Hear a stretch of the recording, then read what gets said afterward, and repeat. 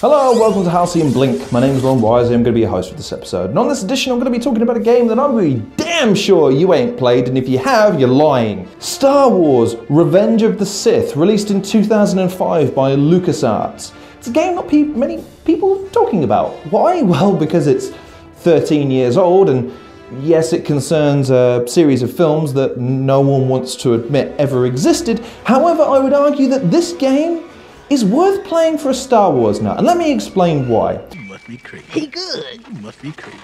When I was a kid, the only Star Wars games I had access to were TIE Fighter X-Wing, a little bit of Rogue Squadron, and some other click-point adventure-style games, and then you had Dark Forces, which wasn't good or great in terms of graphics or in terms of a cohesive story or story that fit into canon, or, you know, I could play as a 7-year-old.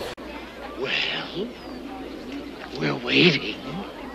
But then, a couple of years down the line, after we had Knights of the Old Republic, which rekindled my faith in the franchise, but still didn't leave me with that satisfying gameplay feeling that, I really enjoy playing this. I'm not just along for the ride, which to a degree Knights of the Old Republic did make you feel. You were kind of on rails to a certain degree. You can control the story to a certain degree, but there's a beginning and end. You can't really get around that. The gameplay, though, was always lacking. Knights of the Old Republic failed, were Revenge of the Sith, the movie tie-in game, and I want to stress this point because people aren't really going to believe me when I say this. The movie tie-in game succeeded in that sense, and let me go into some detail here. That is great. You take on the role of Anakin Skywalker and Obi-Wan Kenobi as they battle through the game. As the game progresses, you have the ability to be able to play as either person doing separate chapters that follow them along their story. As it pertains to the film, it takes a couple of liberties with the storyline of the film, only a few though. It sticks pretty closely to the format of the film, even adding excerpts of the film in there. But broadly speaking, you'll follow Anakin on his journey towards becoming Darth Vader, and Obi-Wan Kenobi to his final confrontation with Anakin. The gameplay though, the gameplay. Now, small caveat, when you begin, not a lot of satisfaction to be had. The enemies tend to be a little cheap, and some of them take some getting used to take down some of the breaks and the combinations, because it works on a combination system. You gain points for the higher level of combinations that you string together, which then lead into your ranking in terms of your combat. So long as you keep up a certain level, you gain more points, which gives you more experience to spend later on in boosting certain aspects of your character. As far as combat is concerned though, you have a heavy strike, you have a parry strike, you have a block, you have then a special power. Battle droids! Cheap Federation droids. The Force is strong here. The Force is with me. We can't go this way. Now in the beginning, Anakin only can use the sort of Force wave, which can then nullify droids. It can also shut things down. It can be used upon other opponents, which I'll talk about in the dueling aspect a little bit later on. Same with Obi-Wan in terms of his power. Later on, Anakin then learns how to use the Force lightning as he becomes more and more imbued with the powers of the dark side of the Force.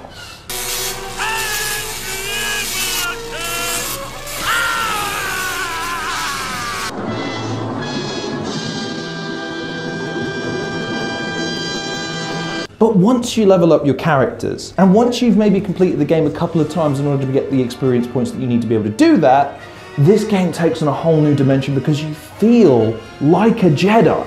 The block mechanic allows you to be able to take blaster bolts with ease. Droids and other blaster-based enemies present little to no threat to you, especially if you've mastered the combination system, which in this game I found really, really intriguing. Both lightsaber combatants have their own set of combinations, which means that both characters feel unique. You can feel Anakin in his flamboyant, almost acrobatic style of flips and twists of his lightsaber as he ascends on his opponents with an unrelenting fury. My Padawans hit harder than you. Your evil ends here. Obi-Wan Kenobi is more considered and his attacks feel heavier, more lumbered but much more considered and controlled. Another junk pile.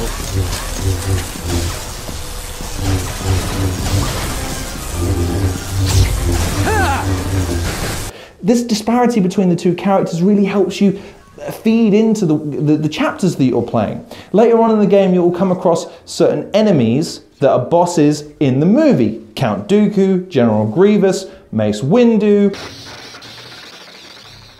What are you doing? He's a traitor to the Republic. Letting him live is too dangerous. Letting you kill him is against our Jedi beliefs. I won't allow it. Anakin, come to your senses. You can do it! Cut his f***ing head off! Not Palpatine, unfortunately. I was really hoping I'd get to play the Yoda Palpatine. Unfortunately not. You stick as Obi-Wan and Anakin.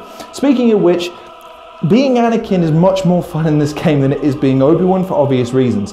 It's the only game I've ever played in a Star Wars franchise that lets you actually do some evil shit and lets you be on the opposite side. People complaining about Battlefront right now. Battlefront 2 specifically, about not being able to play as the Imperials. A more caring, considerate...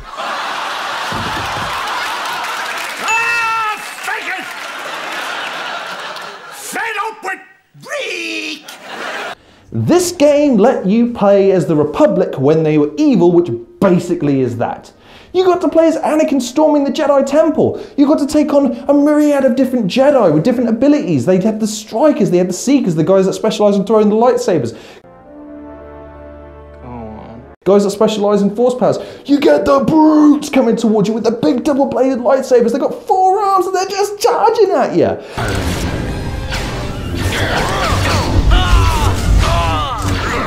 The Force calls you over.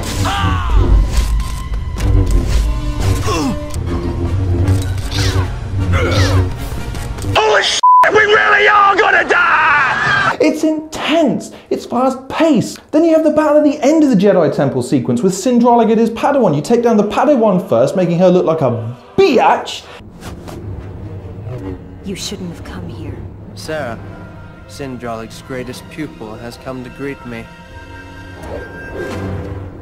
A few moments later.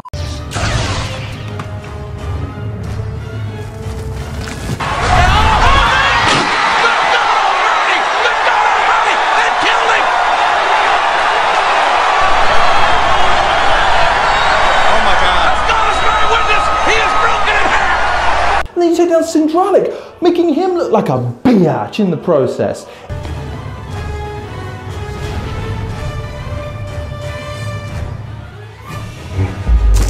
Your favorite student is no more.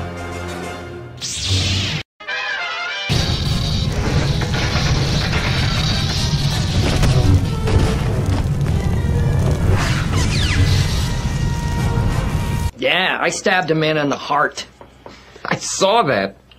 Brick killed a guy. It's an excellent portrayal of the ascendance of Anakin Skywalker to being Darth Vader, the person we were always told was so powerful. And this game helps you realise that in a way that the movies and the extended lore never did. And I want to come back to the dueling mechanics now, because this is where I think this game shines. Because while mowing down endless opponents in the free roam, albeit linear levels which have secrets and holocrons and things like that scattered amongst them to help you boost your abilities, that can grow tiresome. What can't grow tiresome is the duels. The duels allow you to take on anyone in the Star Wars mythos who is armed with a lightsaber in this game. As it pertains to the movie, let me just quickly add into that, because like I said, Yoda's not in it, unfortunately. There are certain battles that you can make after the fact. There's a dueling mode, but within the story, which is where I'd argue you play, yeah, you have to take on the battles as they happen in the movie, which makes Anakin versus Mace Windu kind of make no sense in terms of the movie, because we all saw that Anakin betrayed Mace Windu by cutting off his hand.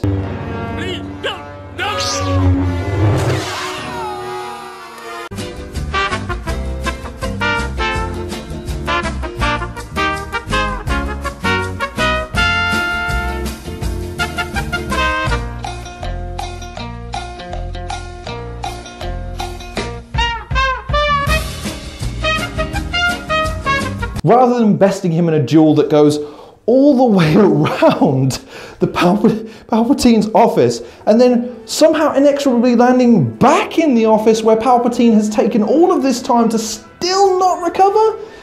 Yeah, it kind of doesn't really make any sense to me. But liberties with the story aside, the dueling mechanics are excellent. The blocks mean that it's difficult to break through your opponent's guard, yet attacking and parrying are so delicate and precise. You feel every single wince of your opponent as you batter them relentlessly with your lightsaber, gaining points as you do so the opponent can't afford to block for too long at the risk of making you more powerful.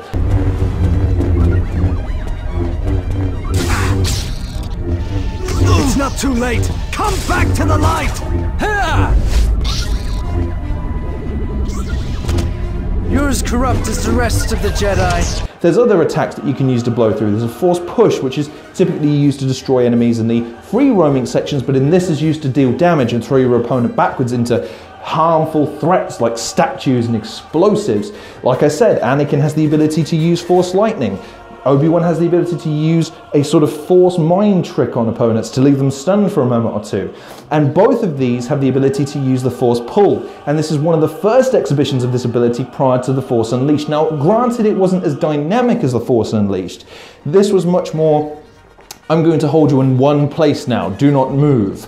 But it still felt endearing because it wasn't easy to pull off. If someone was blocking, you'd reach out and it would be blocked. It's much more in keeping with the Force law of people being able to throw out Force shields to protect themselves.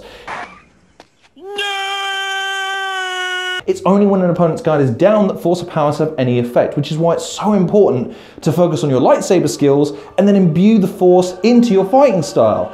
And this made this experience so much fun. The first boss battle against Count Dooku is a great example of this, with traps and dangers and different stages of the battle as it progresses.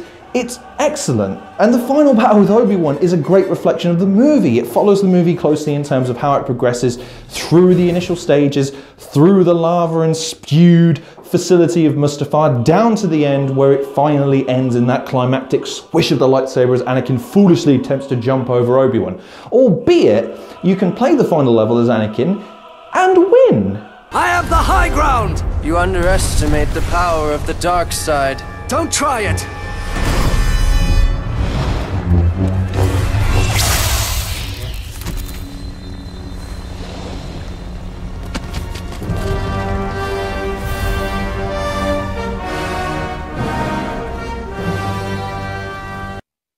What?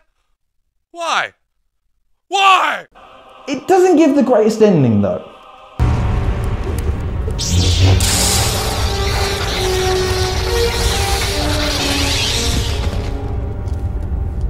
No!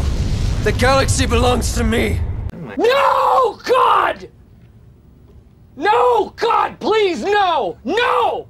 No! No! I know, an entire universe ruled by Justin Bieber.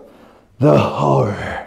In terms of a rating for this game, it's a tricky one to really fully endorse because yes, the graphics kind of look a bit now. The story is based on the story of Revenge of the Sith, which is really tricky to justify saying it's a good story. My name is Jeff.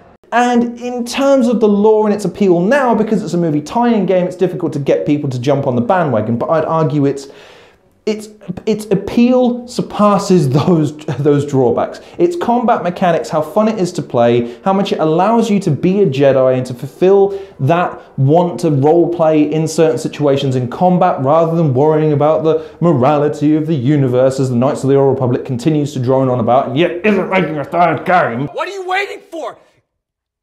Do it! Just do it! It's just fun to be able to let your hair down and twirl a few lightsabers. And best of all, that dueling mechanic is something that is just so much fun to replay again. And it's great with friends. As a multiplayer game, two people taking each other on, it's a blast. I would go so far as to say, it's over 10 years old, graphically it's not held up, but it's so much fun. It's a 7 or an 8 out of 10 experience. If you're a Star Wars fan, you're gonna mark it down because of that story. But if you're a gamer who just wants to maybe roleplay a little bit in the Star Wars mythos, this game is absolutely fantastic. It's released on the original Xbox. Yeah, original Xbox, that makes me feel so old. Not even an Xbox 360 game. I love my break! And on the PS2, which is a little bit cooler, so you're going to have to dig out some of your old consoles to play it, but it's well worth it, trust me. So, thanks very much for watching this episode of Halcyon Blink. Please like, share, subscribe. Check out some of the other content creators in the description below.